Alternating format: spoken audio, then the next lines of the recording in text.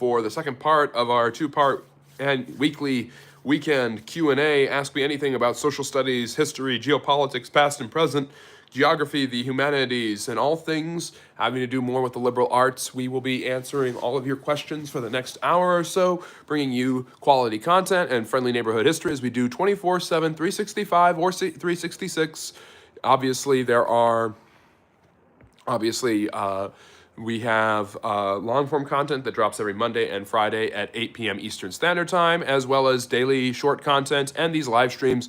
Q&A, Ask Me Anything's Fridays and Saturdays, 8 and 6 respectively, Eastern Standard Time. And then on Sundays, we have our live stream lecture where I discuss a historical topic that's interesting to me that I want to bring to you. And yes, Rodolfo, my wonderful moderator, who will be holding down the chat for me today, is indeed first. Welcome to the Friendly Neighborhood History Channel. I'm History Heffner with my antique, very, very nice, very, very snug and warm smoking jacket. So grab something nice to drink, something relaxing, and continue your weekend the right way with some friendly neighborhood history before you go out and party this Saturday night. Learn a few things about the history of partying maybe, or whatever you would like to learn for a particular historical topic. And yesterday we had a nice Q&A, Ask Me Anything, where we were coming to you from ancient Greece, and we were in Athens, so it's only appropriate that today we are in Sparta, joining you from the other great ancient Greek city-state. And city-states basically were where one city or a certain metropolitan area or county controlled large swathes of influence and had their own governments that ran all of their economy and society and politics.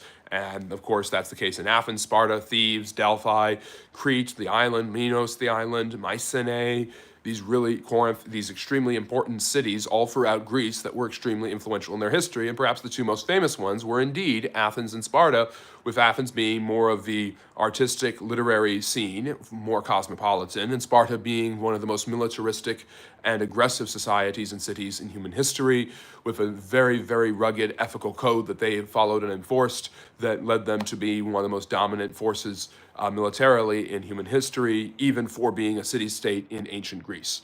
Considering how small they were proportionally to a large empire, they are quite something. They were quite something and very, very impressive. So we are coming to you live from Sparta, and for the next hour or so, I'll be answering all your questions related to history and social studies. And obviously, my talking about Athens and Sparta relates to my most recent long-form video that came out Friday last night that discusses the history of Athens and Sparta. So go check that out when you're done watching that. It was really a fun video. I love getting into the ancient Greek history and society, culture, things like that, because history is related. It's not just historical facts and information, but there's also societal information, political information, cultural information that's really, really important. So history is not just learning certain facts about a certain area, but learning about its society, its religion, its culture, its language, its geography, its maps, its topographical situation. All of that is a huge part of the historical narrative. So when you learn the history of a place, you need to learn everything about it. If you learn the history of a civilization, you need to learn all the different aspects of that civilization, which will bring you into contact with other forms of social sciences, such as sociology, political science, geography, and the like. And if you want a crash course on doing that, you want a faster way to do that, check out my short form videos where I discuss these things, trying to get you as much information as I can in a 15-second or 60-second blurb that I have updated all over the time. We do today in history videos, we do historical birthdays, who was born on this day, and we do who passed away on this day every day without fail. I've already got most of them done for tomorrow, and I already did the ones for today, so check those out when they drop. And after this live stream is done, go check out the full-length video I did on Athens and Sparta to learn more information about not just them, but the ancient world and ancient Greece in particular. So I really hope you enjoy those. And so for the next hour or so, I will be answering all your questions related to history and social sciences, as is my pleasure to do. Rodolfo is asking, do you think Marilyn was murdered? He's referring to Norma Jean herself, America's sweetheart, Marilyn Monroe, who was a well-known, rumored to be lover of both John F. Kennedy and his brother, the Attorney General Robert Kennedy, when John F. Kennedy was president. In the early 1960s, Americans were swept up by the glamour and intrigue of the Kennedy White House and called them Camelot. They were youthful, they were charismatic, they were handsome, Jackie Kennedy was beautiful, and there was this elegance around Kennedy's lifestyle and presidency that made him extraordinarily popular with most Americans. And so this political structure, this administration came to be known as Camelot because it was full of grace and elegance, and it was going to lead America to a hopeful, positive new vision of the future. And Kennedy had many great things going for him. He was brave, he was courageous, he was smart beyond his years. Of course, he was very good looking, but one of his biggest downfalls was he had horrible chronic back pain, which caused him to take anabolic steroids, which increased his lust, basically. And he had lots of different affairs with many different women throughout his relationship with Jackie, and tried to keep that on the down low as possible. However, Marilyn Monroe was one of the women that was clearly infatuated with him, and when she sang happy birthday to him, embarrassing him in front of the entire White House audience in 1961, it was time to kind of push her to the side because it was obvious that she was his lover, and he gave her as a lover to his younger brother, Robert. So I did an entire video on that that's dropping, I think, at like 6, and I've been doing a lot of videos about the history of the Kennedys, their celebrity connections, the controversies surrounding them. You can't get much more interesting and deep in political intrigue and history in the United States than with the Kennedy family, and obviously John F. Kennedy is the main face in that family, and today it's represented by his nephew, Robert Kennedy Jr., who is the Secretary of Health and Human Services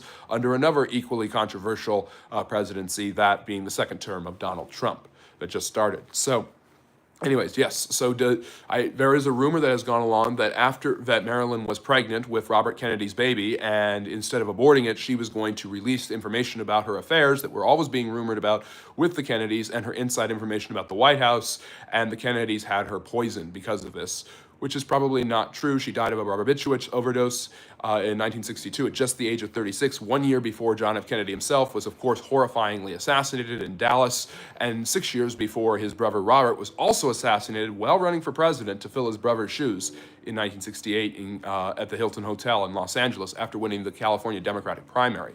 So Marilyn Monroe, obviously extraordinarily controversial death in her own right at such a young age, so beautiful, so talented, so charismatic.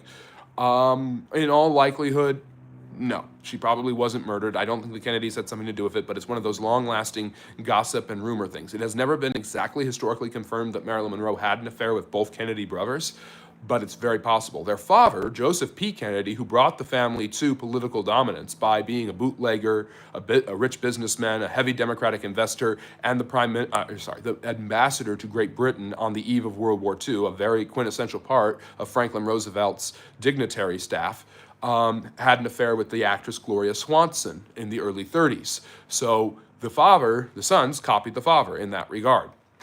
So yeah, Rodolfo, great question. Arsenet, hey, thanks for joining us. I didn't know why I thought Florida, but it was reasonable. Florida is reasonable. It's a great place, and that's where I'm from. So there you go. I'm just kidding. Where am I from? You don't know. You're not supposed to know. I don't agree people should call you a Nazi without knowing you are. Sorry about that. Yes, earlier, I was touring a city. I was just going down to their downtown area, and I saw that there was a lot of protesters around the Tesla dealership talking about how Elon Musk is a Nazi and Trump's a Nazi and a fascist and a felon. And so I talked to a few of these people, not because I doesn't necessarily disagree, but because I'm like, okay, I'm a historian. I know what a Nazi is. I know what a fascist is, and I can identify these things, and I talk about them on my channel.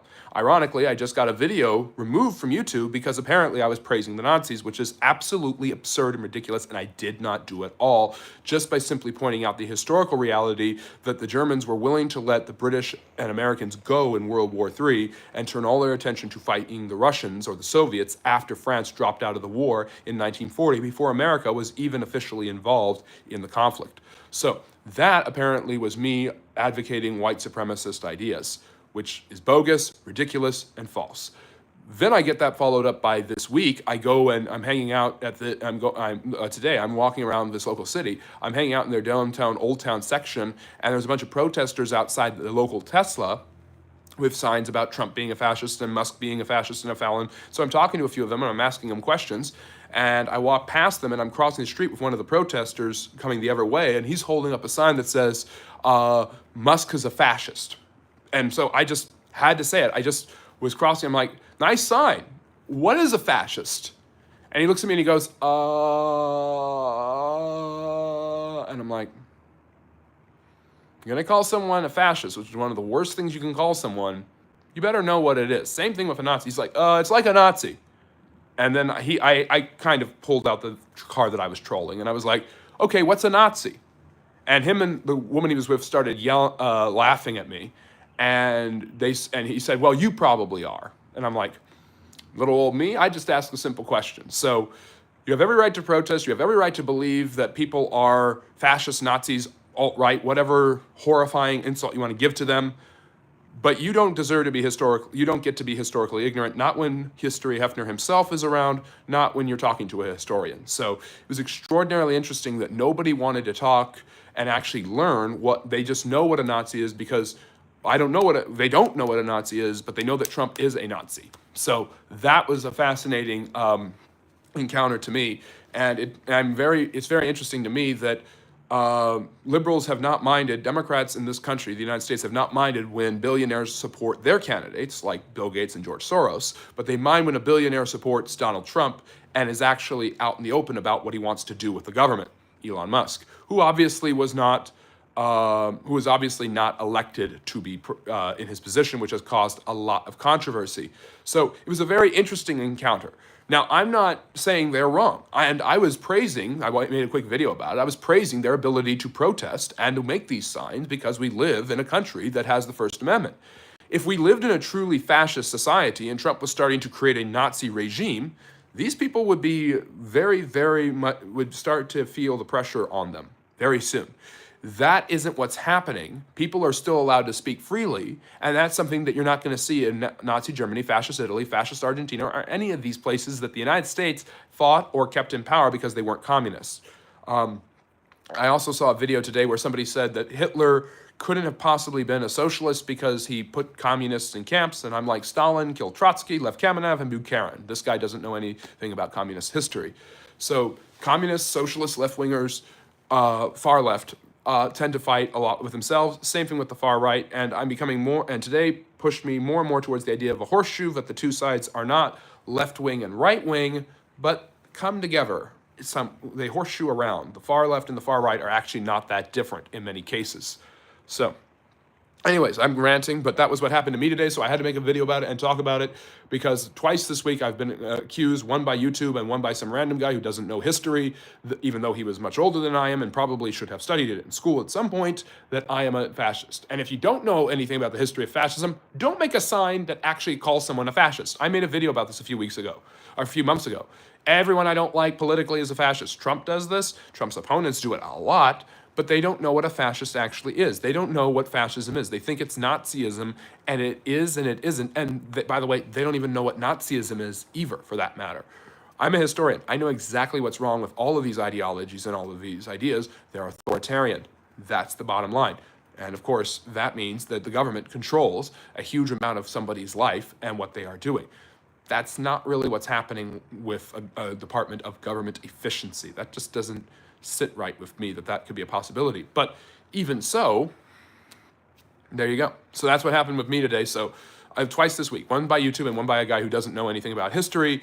Both of them accused your friendly neighborhood history channel here, History Heffner himself, of being a fascist and a Nazi and a white supremacist. So just warning you guys, I'm not safe, apparently, because people who don't know anything about me and people who are on YouTube say I'm not. Anyways, can you say that Poland is positioned to be the next EU leader? No. Poland is not positioned to be the next EU leader. If it's the victim of a Russian invasion, it will be the site where World War IV starts, just like World War III started in Poland. I don't seem to be on a vacation or a visit. Well, I kind of am. Eden was joining us from Turkey. Great to see you. Hope you're still there. Yeah.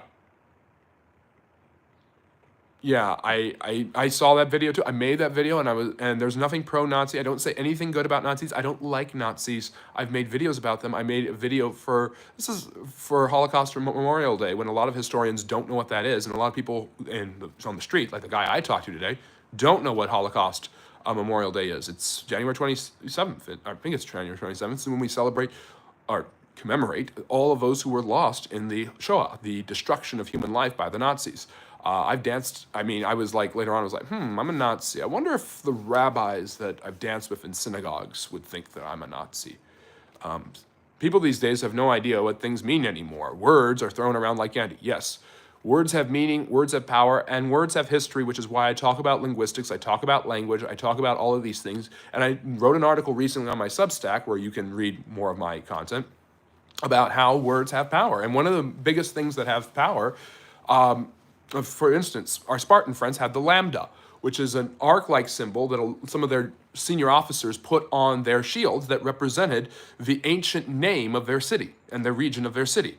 And that's a word having power and an acronym having power. And that's why in the 300, Battle of 300, if you've ever seen that movie about the 300 Spartans, they have the lambda on there. Not every Spartan soldier had that. That's a historical myth that I made a video about that's coming out tomorrow.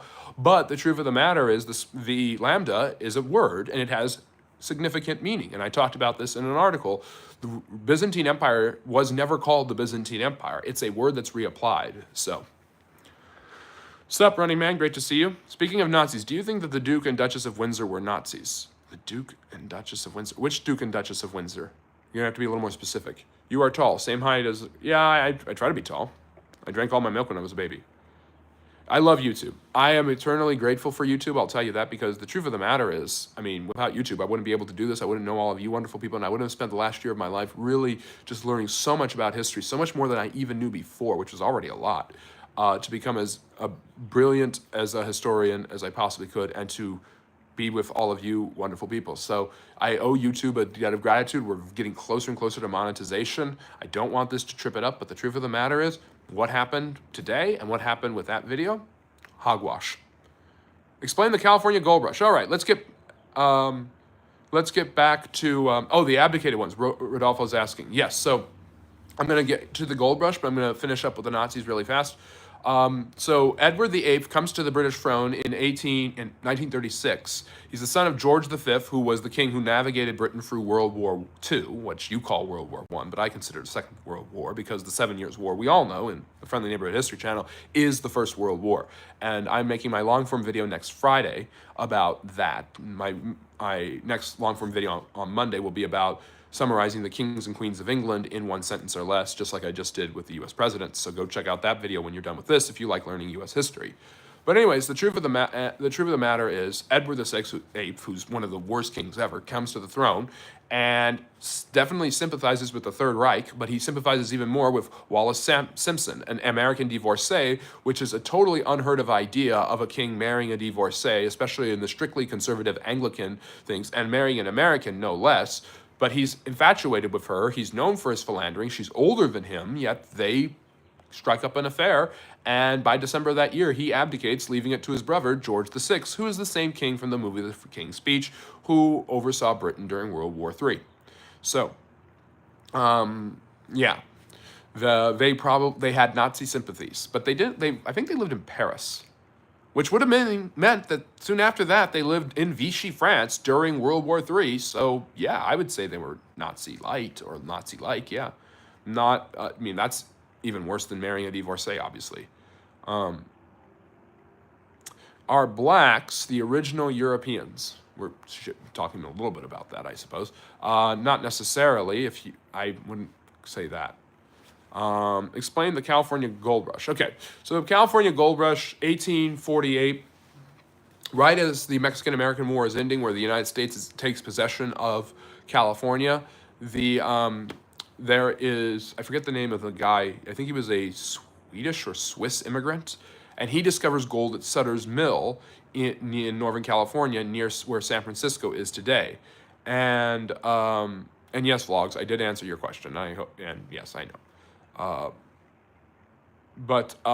Anyways, so this guy discovers gold at Sutter's Mill in Northern California, and that eventually sparks a huge interest in gold in that area, and leads to the gold rush, which leads to a lot of people living in San Francisco. And California blossoms and grows extremely fast, and by 1850, it's ready to become a state. The problem is that half of the state is in the technical area of the American South, and half is in the American North. So the Compromise of 1850 allows it to become a free state. So, yeah, there's just a little bit about, there's just a little bit more about the gold rush. Basically, from 1848 to 1852, the northern part of California boomed, especially as people moved in to get as much gold as they could, or to make a living selling materials supplies and lodgings and spirits and women to the men who did come to prospect for gold. Can you be more specific? Yes, I can be more specific with your question. The truth of the matter is that, many ethnologists and anthropologists believe that Africa is the heritage of most human races and groups, that the nomadic Aryan Turkic peoples that settled Europe, Turkey, and India are not the same as the people who settled in Africa. So, thoughts on Texas? You feel like migrating there? Texas is a fascinating place with a rich and incredible history, but no, I have no desire to live in Texas, although I might live in Texas. If I do, then I have no desire to leave. Texas is beautiful. There's 50 states. I'm an American. I can choose. I get the pick of a litter. Do you think a lot of conflict in human history is over the conflict of resources, status quo, and pro-change? I think you just summed it up perfectly, Noah. Absolutely. That's where the vast majority of it's from. So, yeah. Anyways, I'm all ranted out and answered all the questions so far, so I hope you are enjoying this. Will you join Masons? If not, why? I don't want to be part of a secret society, and to quote Groucho Marx, I would never be part of an organization that would let me be a member. You deleted it, so I can't read it. You retracted the message, Harsonet, so I can't read it. I'm sorry, you're going to have to put it back in the chat. But anyways, I hope everybody's having a great afternoon, early evening. If you have a question about history or social studies, you're in the right place. Be sure to drop it in the chat. No, it says message retracted. I saw it, I was going to answer it, but then it retracted, so I couldn't read all of it, so you're going to have to put it back in. Vlogs, you can stay around, just hang out and get all of your questions answered. Consider subscribing if you like history. Some people like just hanging out and hearing the sound of my voice, and that's fun for them. And I really appreciate everybody who always comes to these live streams. You really make my day every time I get to see you and answer your questions and interact with you. I really appreciate all of you. And the channel wouldn't be the channel without you guys, in all honesty. So let's see. Does anyone have any questions? Why generally we see the founder of the country are criticized heavily? Because I think this is a purely Western thing. The truth of the matter is that the Western societies created these circumstances to get rid of things like discrimination, slavery, homophobia, things like this. And now the retroactive attitude is to look back at people in the past with a lens of the modern world and see the problems that were actually prevalent with them. So George Washington isn't just the founder of the country, the first president, the man who won the American Revolution, and a hero who should be on the 25-cent piece and on the dollar bill. He was also a racist slave owner. These things are absolutely historically true and need to be pointed out, need to be discussed. His wooden teeth that are very famous were not made of wood, but probably made of ivory and slave bone. That's a very gripping and sad reality, that a man who fought so hard for liberty really didn't believe in liberty at the end of the day, at least not for all men. But but I like to think of it as concentric circles, that as time goes on, liberty and democracy, it's almost Hegelian, are applied more and more to more peripheral groups who didn't have it originally. So there are people, this is what's called being a victim of your time. People think about things differently than you and I do. The past is a foreign country with foreign culture and language. And so leaders of a country get heavily criticized retroactively by people who are living in the present, who do not understand the historical context in which these people live, because they have a basic education about historical facts, but not an understanding of historical context. Which is why I say all the time, if you're going to learn history, learn the culture of the history you're learning about. Learn why these people felt the way they did and where they were coming from. A major reason the founding fathers did not want the slaves in the South freed was because they believed that the slaves did not have the technical skills to survive in the South in a hostile environment surrounded by whites who had just enslaved them. They actually felt, and I'm not saying they were right, but this is what they felt that slaves were safer staying in slavery, because if they were freed, there would be racial animosity as well as a lack of skills in education, that they could not properly take care of themselves in the southern states. There was no social safety net and no welfare back then. We need to stop thinking about people who live in history living as though we did and thinking as though we did. We are socialized by our environment, and we need to realize that they were socialized by another environment. So, because of that, people retroactively look back and heavily criticize someone from the past without understanding the context in which they lived and why they actually believed the things they did. And we still need to acknowledge that it doesn't make something right, but it does make someone understandable. Good evening, Freshly Wild. Great to see you. I'm not purposefully ignoring anything. Sabir is saying, thousands and me have been tortured for decades by directed energy weapons. We have complained to our government, who is blackmailed by the intel community, who operates these weapons against free speech. I've heard about these energy weapons. They're actually quite powerful. They're like the next step up, and they're very precise in the way that they hurt and torture innocent people. And I'm so sorry you had to go through that. Did you happen to read Full Service by Scott Bowers, a procured of various celebrities? Do you think his claims are credible? No, I haven't read it, so I can't quite say. Are you purposefully ignoring it? Never. Did America really land on the moon? Yes, vlogs. America really landed on the moon. Yes. Make sure to click the like and check out the Patreon. Yes. There's an email, friendlyneighborhoodhistory@gmail.com. You can get into a bigger diatribe, questions, shoot me information, ideas, book recommendations. I will gladly take all of them. Thank you so much, Freshly. I so appreciate you. Do you think our forefathers should be saved rather than put into radar, a question our existence? I think we need to criticize forefathers of any country in any area based on what we understand to be right today, but I think we also need to understand their historical context and their contributions. Columbus was a brave and daring explorer. He was also a brutal racist who enslaved people. He can live in both worlds. We are all complex beings, and I don't want, and one of the reasons I take a lighter approach to disciplining and excoriating past historical figures isn't because I'm a white European male, but because I am of the mindset that I don't want in 100 years to be remembered as a racist savage, but as someone who did his best with what he knew and understood. Because in 100 years, who knows where things are going to be, and some of my views may be considered totally retrograde. You can't ever stop being progressive. There's always something to progress more on. Explain hush harbors. I don't know what those are, so I can't explain them.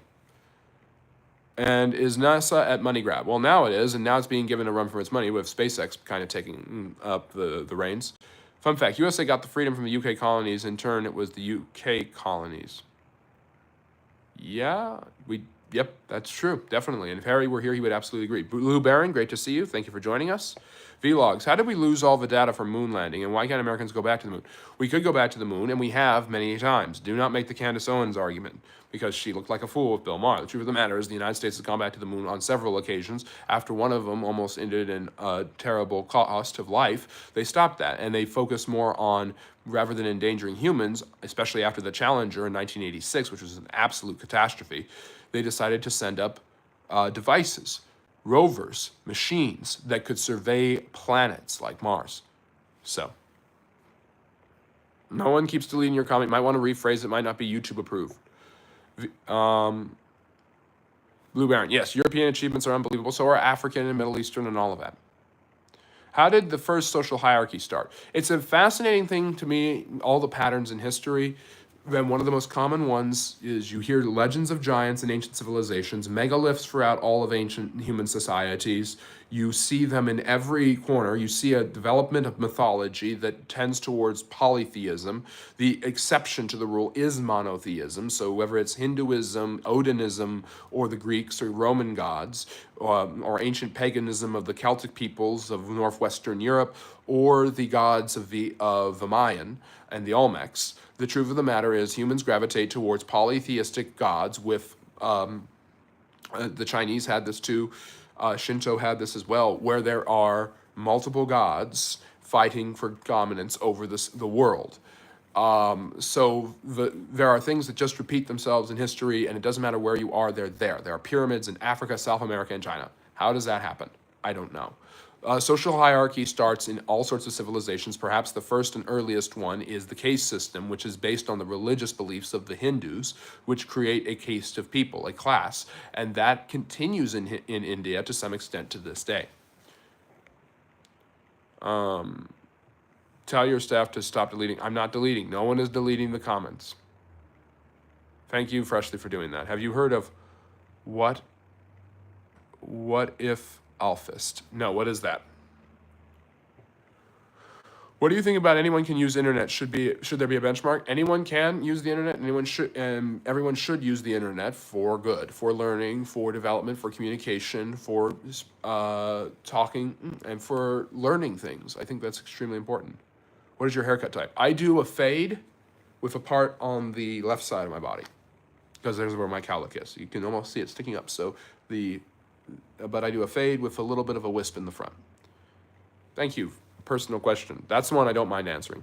Do you believe the only way humans would be united if we had a common enemy like an alien invasion?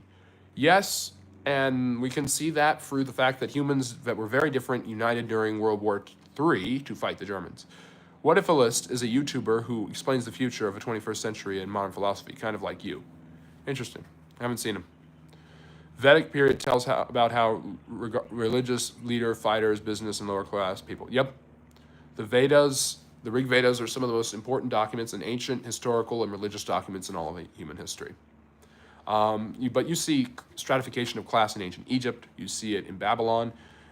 Basically, monarchy and hierarchy is based on a man, a woman, or a series of men and women did incredible deeds for us, and therefore their children must be able to do the equal amount of deeds. And that is where you get a monarchy from. That's where you get a hierarchy from. You don't see Russia collapsing soon. If they don't get a proper source of economic engagement with another country, they could collapse. Last movie you paid for. What did I go see? Oh, I went and saw Black Bag. That was a good movie. Is the Napoleon Wars were World War I? No. The 7 Years' War, about 50 years before Napoleon, 40 years before Napoleon, was the first World War, in my opinion. 1754 to 1763. It was called the French Indian War in the United States. Fun fact, Vedas passed through oral form. Yep. All religious texts that are to us today, except supposedly the Quran, passed through oral tradition. The Bible, Old New Testament, all of that stuff, the Rig Vedas, the teachings of Buddha, these things, the Bhagavad Gita's, these things passed through oral tradition and then were eventually compiled, just like the stories of the Greek gods and goddesses. Those mythologies of any polytheistic society, for the most part, has been passed on through oral tradition. African societies, civilizations, stories, culture, and religion were passed on through oral traditions, which is why there's less of a written record of African history, which is why there's less ties to African history for modern-day Africans and African Americans. How do you brush your teeth? I hope quite well. What is your opinion of Gorbachev? Very fascinating guy. Obviously felt that he wanted to give basically what Alexander Dubček had done in Czechoslovakia in 1968. He wanted to give socialism a human face. And by doing that, countermanded 40 years of communist propaganda throughout the Cold War, and eventually undermined his position. The irony of Gorbachev is, despite his efforts to save communism in the Soviet Union and Eastern Europe, he destroyed communism by compromising its principles. He led to squishiness, which led to, we don't really want this more moderate form of communism, we just want freedom. And that's why the wall came down. That's why Gorbachev was almost kidnapped by hardline communists who wanted to bring the Soviet Union back to the days of Brezhnev, and then was overthrown by Yeltsin, who turned out to be a Democrat all along. Is the Old Testament fact? That's an excellent question. Oh, when do you brush your teeth? Multiple times a day. Usually you should do it after every meal. Thanks for asking. Are something wrong with my teeth? Something in my teeth? Is the Old Testament fact? There are many historical claims in the Old Testament. Not all of them have been verified. Very few, if any, have ever been countermanded. Most of the history of the Bible has incredible history in it that we do know is true. Not all of it is written as history, so it should not be judged as history. But generally speaking, the Old Testament contains historical books like 1st and 2nd Samuel, 1st and 2nd Kings, the story of the Davidic kingdom. It's the story of Israel and Israel's relationship with its neighbors, the general world, ancient Near East, and the world around it, and of course God. And so there isn't a lot to say that these things couldn't have happened, but there is not a lot that says they did in fact happen. What's your favorite period of war history? Mine's World War II or World War III, you say. I like the Napoleonic era.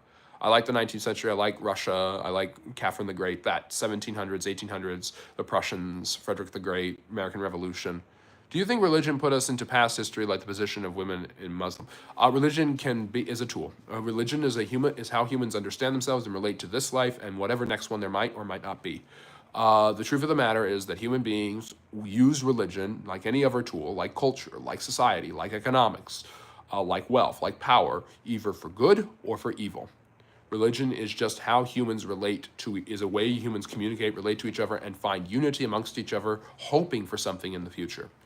What was the worst illness you ever had? Probably COVID. Thank you, Spartacus. Really appreciate you saying that, and I'm going to pin that message so that everybody can see that great, great message. And I'm joining you from ancient Athens. Ancient Sparta. We were in ancient Athens yesterday, so I hope you're really enjoying that. Why cold area? Our country do well in economy and welfare. Which cold areas are you referring to? What is your 9/11 story? It was a Tuesday. I was very young. I don't remember much of it because I'm an adult now. Don't you think religion was developed in the past period, but it's not evolved? It could be dangerous. Yes, I definitely feel that, and I feel that Islam is right now struggling with this reality, this meta-reality of how do you acculturate yourself to a world and society that has gone beyond you. Christianity has found a way to do it. Judaism never really had to do it. Hinduism has been doing it for thousands of years. Islam is not doing that. How old was I in 2001? I was blank years old. Keep trying, though. Yeah, so anyways, this is the Friendly Neighborhood History channel. Thank you for joining us. This is a small crowd, but a fun one this Saturday evening. Thank you for continuing your weekend the right way. Tomorrow, join us for our live stream lecture where I will be talking about, what am I talking about tomorrow? I feel like I picked a topic, but now I forgot it. Oh, shoot. You didn't find my location. I was visiting. I do not live where you say I live, Harsonet. So, nice try, though. Anyways. Let's see here. We got about 20 minutes left on the stream. We can always end early if no one has any questions. Yeah. Yeah.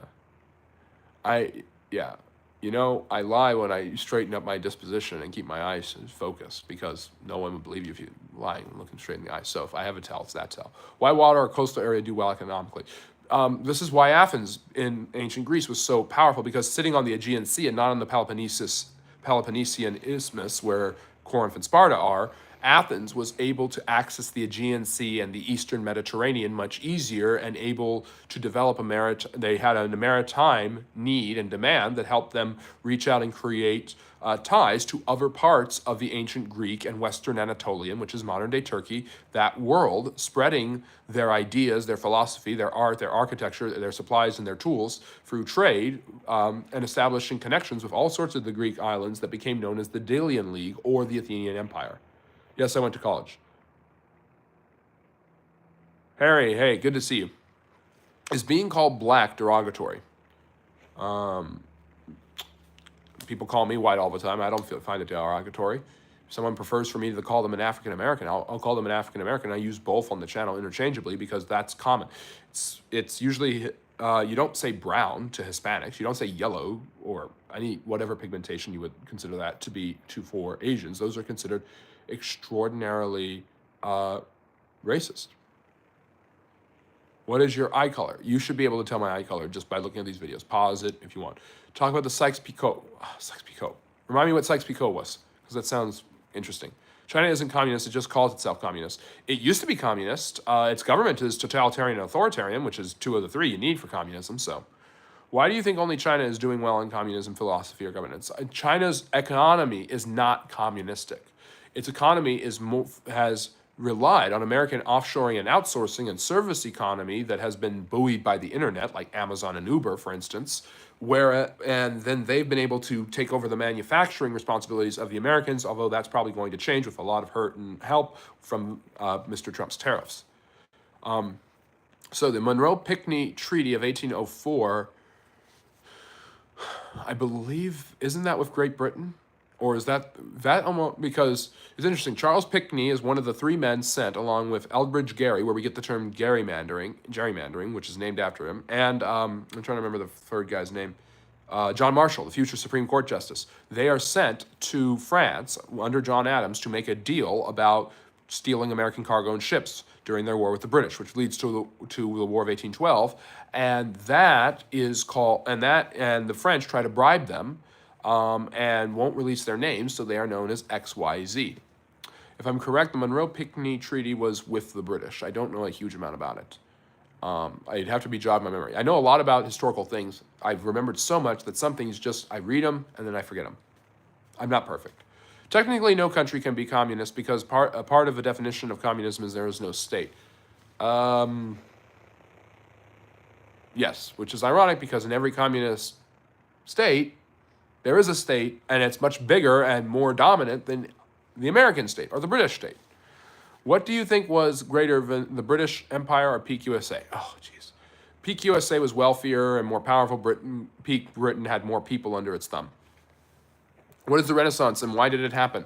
I've done a few videos on this. The Renaissance was the revival of this ancient Greek art, architecture, and philosophy influencing Christian Europe at the end of the Middle Ages, beginning and starting to change the world from a medieval world to a Renaissance world, where scientific discoveries, philosophical discoveries, theological discoveries began to change the way people understood government, the world around them, and each other.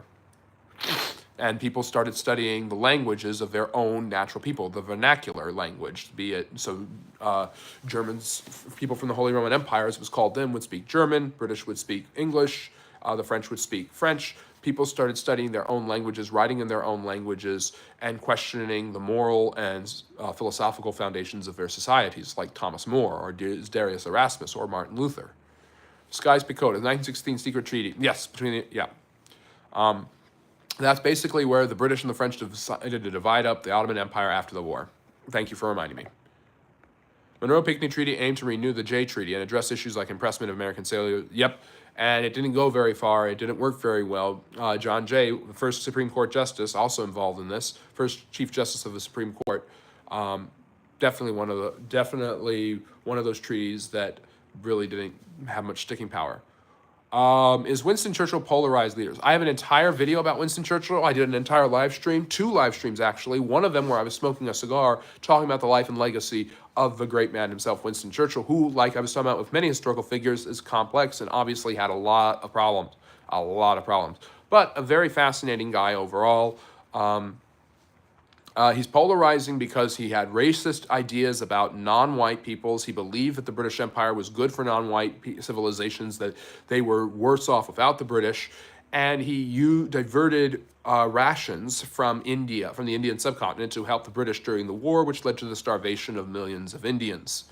So, Explain the Day Music Died. That is when Buddy Holly, the Big Bopper, Ritchie Valens were all on a plane and they crashed. These youthful, charismatic, young rock stars and pop stars of the late 1950s, and most of their bandmates died in a horrible plane crash that is considered the day music died. In 1959, I think?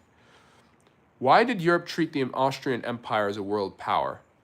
Because the Austrian Empire had the Habsburgs, and the Habsburgs had always had their fingers in the pie of European political power in Italy, Germany, and Spain. And Austria came to really dominate most of the Balkans, Central Europe, and Hungary, and the Czech and Bohemia, where the Czechs were. So that whole region was under the sway of the Habsburg Austrian emperors, who were a well-established and extremely wealthy line.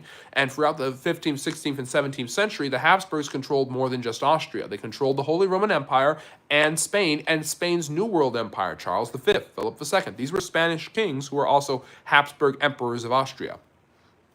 So the Habsburgs ran on their reputation until they started to peter out in the 19th century and then combined with Hungary in the Austro-Hungarian Empire of Franz Joseph I. And it didn't have nowhere the influence. It didn't have the influence. It didn't have the economic power. It didn't have any colonies in Africa. Its issue was taking the Balkan states away from the Ottomans. And that's another reason they liked them, because Austria was long the buffer between the rest of Europe and the Ottoman Turks, along with the Russians in the east. Can you please improve the quality of your shorts videos and try to talk more like a narrator? I'm doing what I can. I think I'm getting better. I've got the microphone, I got a new microphone, and I'm doing everything I can. Do you have a glass of whiskey or 2 or just a cigar of the Churchill video? I don't have a glass of whiskey then. I don't usually drink on the channel. Why do you think why do you think there are so many we know so many few female economists and scientists? Oh boy, that's a loaded question. There are many very brilliant. I mean, the first person to ever win 2 Nobel Prizes for science was Marie Curie. the noted French chemist. I'm not a scientist. I'm never going to win a Nobel Prize for science. I'm a decent economist. I'm never going to win a Nobel Prize for that, obviously. Women tend, in general, to when they receive education, and we've seen this even in more advanced societies that have gotten closer to gender equality, even more so than the United States, like Norway and Sweden. Women tend to study different fields that are more interesting to them, and men tend to study fields that are interesting to them. So men have dominated STEM, not usually because of socialization, maybe this is social conditioning, but men have tended to want to do STEM fields. Women have tended not to want to do STEM fields as much. It's just a fact. It's statistically proven. There's nothing wrong with it. That doesn't mean women are not capable, and it doesn't mean men are super capable. Austrian Empire was hollow. As soon as it had a big of pressure, it collapsed. Yep, that's called World War II, or the Great War. Get a glass of water and drink it. It would make you look more sophisticated. I'm okay right now. I've got too many questions to answer. Did Habsburgs die out due to inbreeding? No, but that weakened their hold on the Spanish Empire. I did a video about this and got a lot of flack for that. Basically, there was this one woman, Mariana of Austria, who's the daughter of Ferdinand III, who was the emperor of the Holy Roman Emperor and Austria, who married her off to his brother-in-law, Philip IV of Spain, after Philip's wife, Mariana's aunt, died. So she married her maternal uncle, and then, or her uncle through wedding, and then gave birth to a son, Charles II, who is one of the most disturbingly, this family was all related, they're all Habsburgs, disturbingly disabled monarchs in human history. And the Habsburg chin was known for being like this, his chin was like this, and he was disabled, couldn't do anything, and died at a young age. Best female according to you, top 5 in history. Wow, oh geez. So inbreeding didn't kill them. They were still around in the 19th century. I mean, Maximilian Habsburg was the emperor of Austria of Mexico. I did a video on that. Go check that out. And of course, we've got Franz Joseph and his grandson Charles running the Austro-Hungarian Empire into the ground at the end of the Great War in 1917 and 1918. Top 5 women in history. I don't know if that's really fair. I think of politically powerful women. Cleopatra is up there. Elizabeth of England.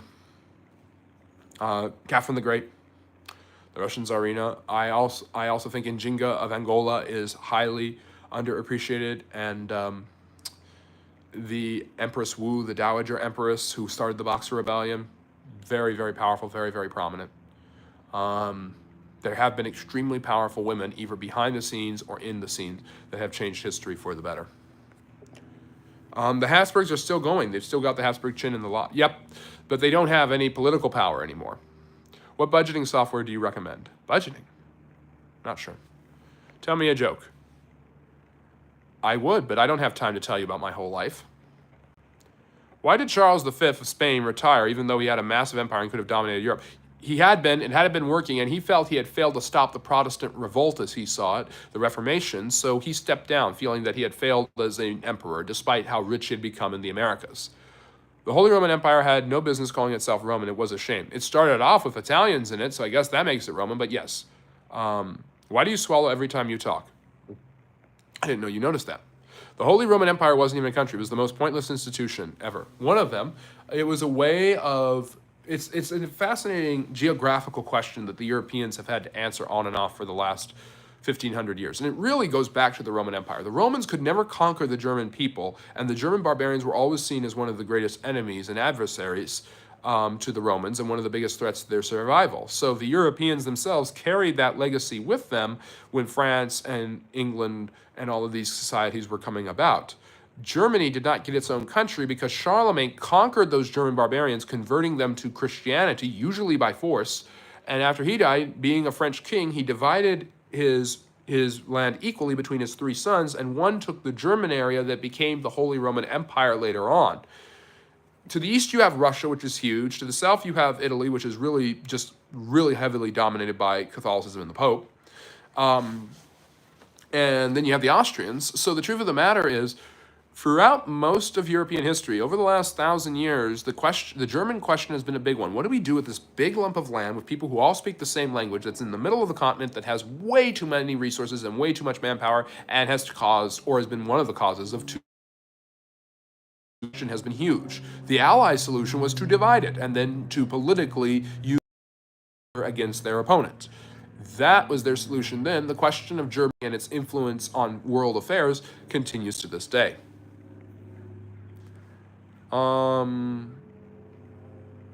Margaret Thatcher should be on your list. That's a good one. The Iron Lady. Indira Gandhi, Benazir Bhutto. If you're talking modern women, I always think ancient. I also think ancient, medieval, early modern. But yeah, Benazir Bhutto, the first woman to ever lead a Muslim country. You've got Indira Gandhi of India, obviously one of the most successful women in history. Golda Meir, the Israeli prime minister. There are many, many powerful women in history who have done a lot for moving the world forward. Do you think females are neglect or discrimination in general every society? I think yes, and I think men are too. I think it's more about power imbalances, and those power imbalances manifest themselves in the battle of the sexes. Have you seen the Tsar of Bulgaria returned and become the elected prime minister of the country like 50 years later when he got permission to go back? Now that's funny.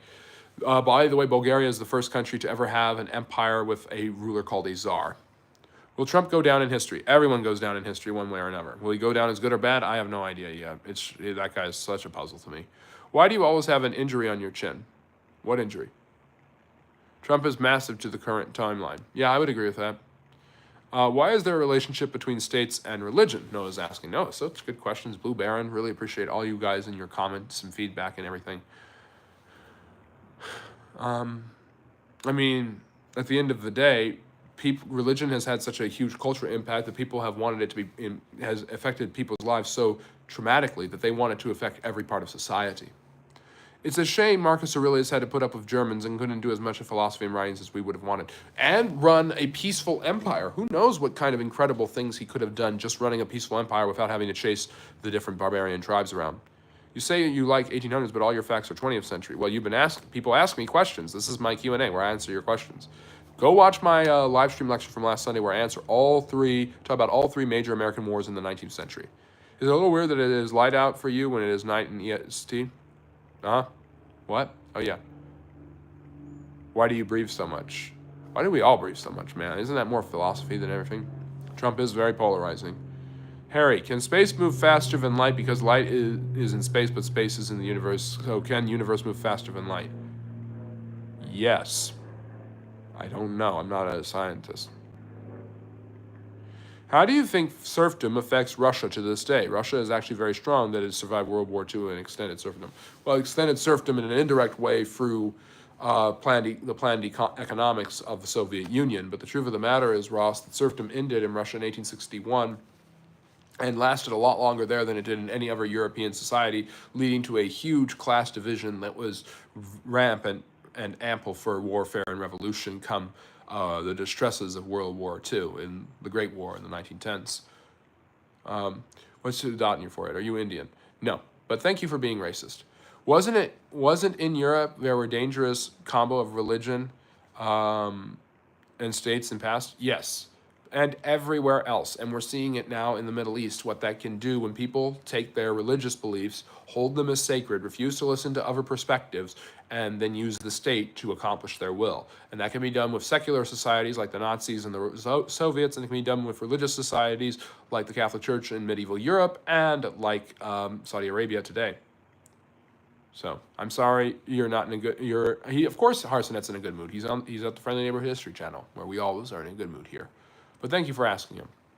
All right, I'm gonna wrap it up. We've been going for just over 50 minutes, and my voice is running out of space. So if anyone has any last questions, drop them in the chat now. Do you think Germanicus would have been a good emperor? Yes, that's the whole thing. That's why Tiberius had him killed. At least that's the legend. Germanicus would have been a fine emperor, and Caligula could have become a great emperor himself if he had had a father to keep him away from his sisters, which is true. Caligula had an affair with both of his sisters. Russia is always bartering with their European identity. Yep, that's true. Russia does not know if it's fully Europe or not. Just like England does not know how much of part of Europe it wants to be, and Germany doesn't know what it's like to be a country sometimes. I love your commentary and you joining us, Ross. Thank you so much. Can I choose the next presentation? Sure. What do you want? The War on Terror?